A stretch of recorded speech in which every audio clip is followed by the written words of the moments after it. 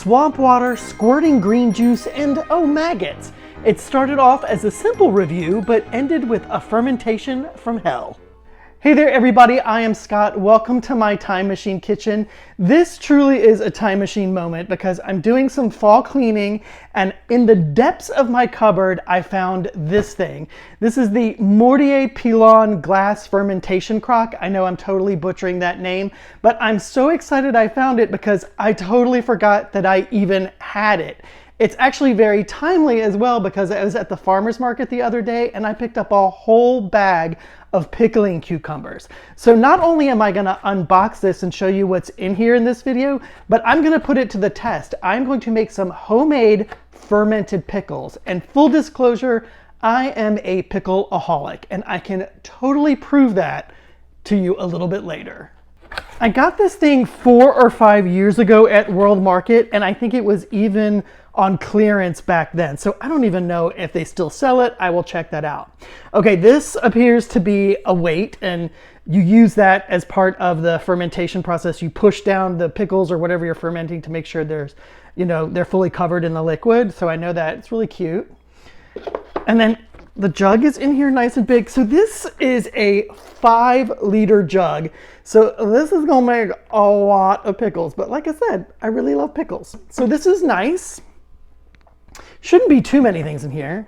This is a lid for the jug, and it comes with a recipe book, which is really great. Maybe I'll just kind of thumb through here and see if I can find a good pickle recipe. So not too many things in here, but all things that we need and all things that I can get started with. I think I will give this a nice scrub before I get started with my pickling. I want to acknowledge that I teach this as the fermentation from hell. Well, grab your popcorn because it's coming. The recipe book says to swish the crock with vinegar, so that's what I did.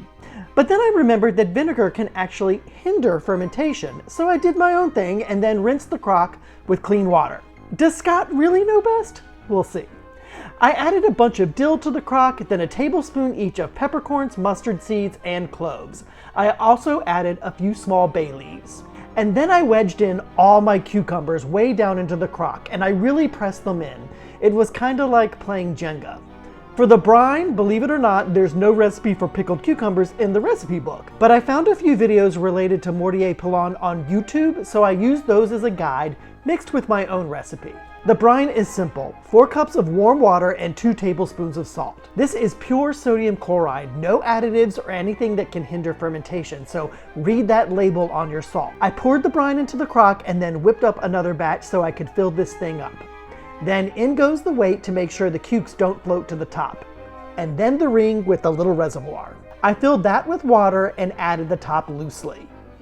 I think the idea is that the water makes a seal but still provides wiggle room when the fermentation starts to off-gas. Now, as soon as I finished, I remembered I was supposed to cut the blossom end off the cucumbers. I've never done this before, but I read that removing the blossom end can make for a crunchier pickle.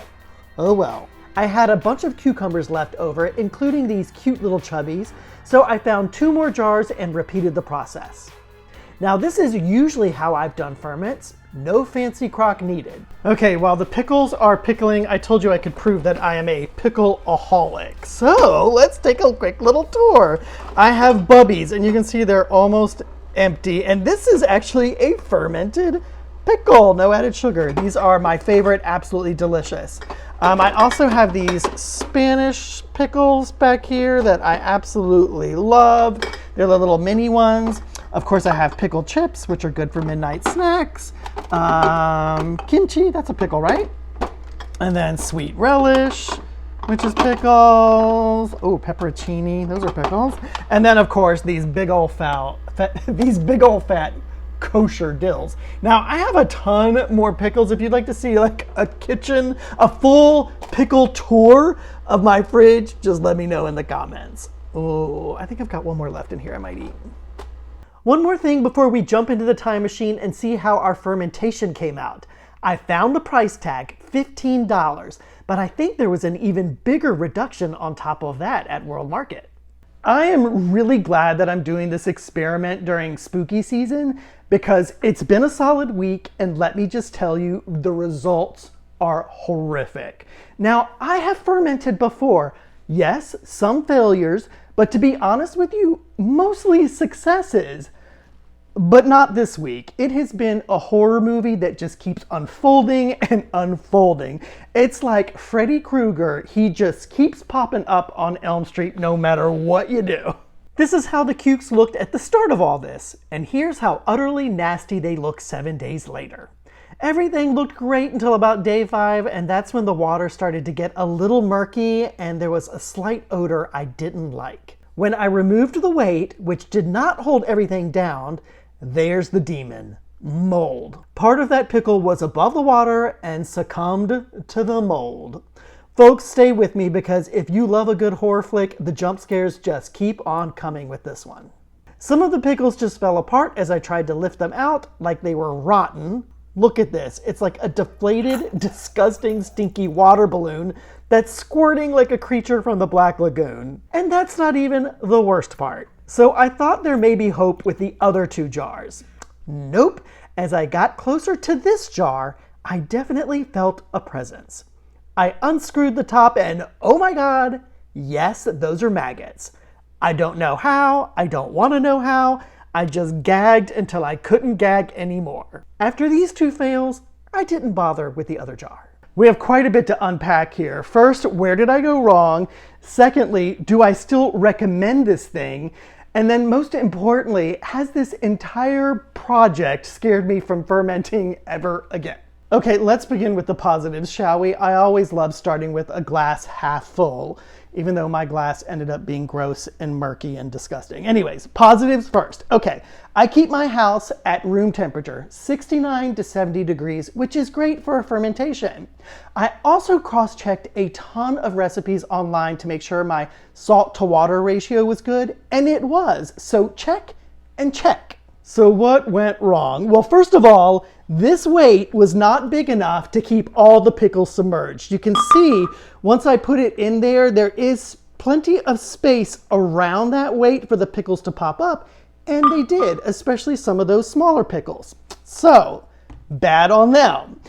The other thing is I didn't follow the directions. Remember, I was supposed to swirl this thing around with vinegar, and I did do that, but then I decided to rinse it out. Well, I probably shouldn't have done that. So that is completely on me. The other thing I should have done is filled it almost up to the tippy top with brine and not left as much space for air as I did. Before I rate this crock, I want to mention a couple of things. First, these plastic parts do hold on to smells, and I completely realize that I basically had rotten food in here for a couple of days, but you could have a ferment too, and the last thing you want is for these plastic parts to hold on to odors. Now, I will say as the days have gone on, that odor has gotten a little bit less, so I'm assuming after a couple of more days or even weeks, the full odor will go away, but I wanted to make sure that I mentioned that. The second thing is a really good thing. The design of this thing is beautiful. It looks so nice in your kitchen, especially when you are doing a ferment. It's not like having a bunch of old jars sitting around on your countertop. It looks like it's part of your decor, and I really love that. Taking all of that into account, how would I rate this Mortier Pilon crock?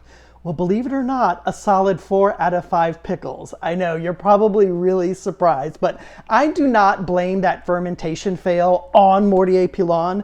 I blame it on me. Yes, I do think that this weight could have been a little bit bigger for the pickles to be submerged totally, but mostly I think I just need to keep my fermentation ego in check and follow the directions. Now, would I recommend buying this? Well, it looks like World Market doesn't even sell it anymore, so I think that's probably a moot point.